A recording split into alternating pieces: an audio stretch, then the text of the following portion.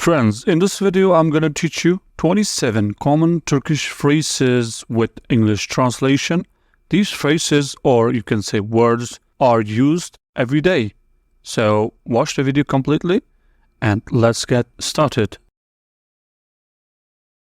Merhaba, merhaba, hello. Nasılsın, nasılsın, how are you? Nasılsın? Teşekkür ederim. Teşekkür ederim. Thank you. Lütfen. Lütfen. Please. Evet. Evet. Yes. Hayır. Hayır. Hayır. No. Adım Aman. Adım Aman. My name is Aman. Adım my name. Aman Aman. Adım Aman. My name is Aman. Hoş geldin. Hoş geldin. Welcome. Hoş geldin. Ne yapıyorsun? Ne yapıyorsun? What are you doing? Ne yapıyorsun? Nasıl gidiyor? Nasıl gidiyor? How's it going? Nasıl gidiyor? Bir şey değil. Bir şey değil. You're welcome. When someone is saying thank you to you, you can just say bir şey değil. Bir şey değil. Bir şey değil. You're welcome. Benim için önemli. Benim için önemli. Benim için önemli.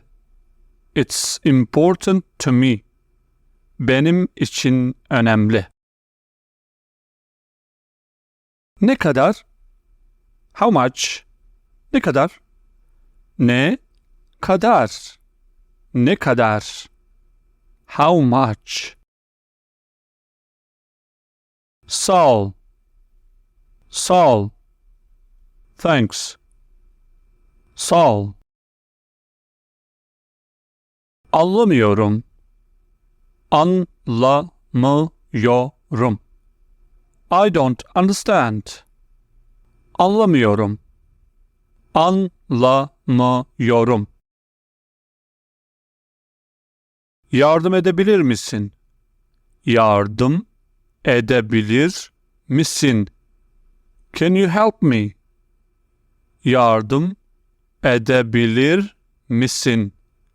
Yardım edebilir misin? Can you help me? Tamam. Tamam. Okay. Tamam.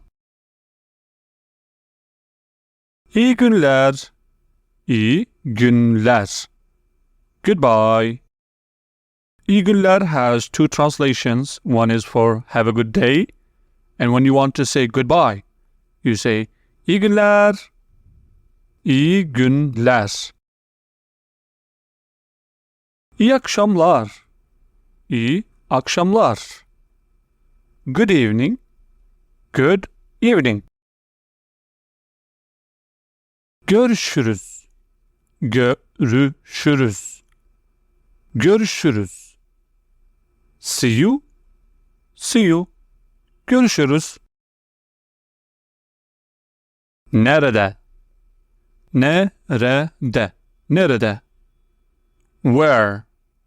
Where? Nerede? Hangisi? Hangisi? Hangisi? Which one? Which one? Hangisi? Bugün. Bugün. Bugün. Today. Yarın. Yarın. tomorrow, yarın, dün, yesterday, dün, geçmiş olsun, get well soon, geçmiş olsun, geçmiş olsun, güle güle kullan, güle güle kullan, güle güle kullan, use it with joy. For example, someone buys something new or you gift someone and you say, enjoy using it or use it with happiness or joy. So there you can use it in English, Turkish. Güle güle kullan. Güle güle kullan. Use it with joy. Kolay gelsin. Kolay gelsin. Kolay gelsin. For example, if someone is doing something and you want to just say, may God help you, something like that. Or if you want to say, may God make it easy for you.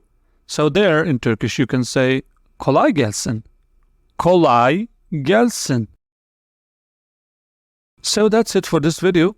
It is almost more than 27 sentences or 28. I didn't count. I hope you enjoyed this video. I will see you in the next video. Don't forget to subscribe and press the bell icon. Sonra görüşürüz. See you later.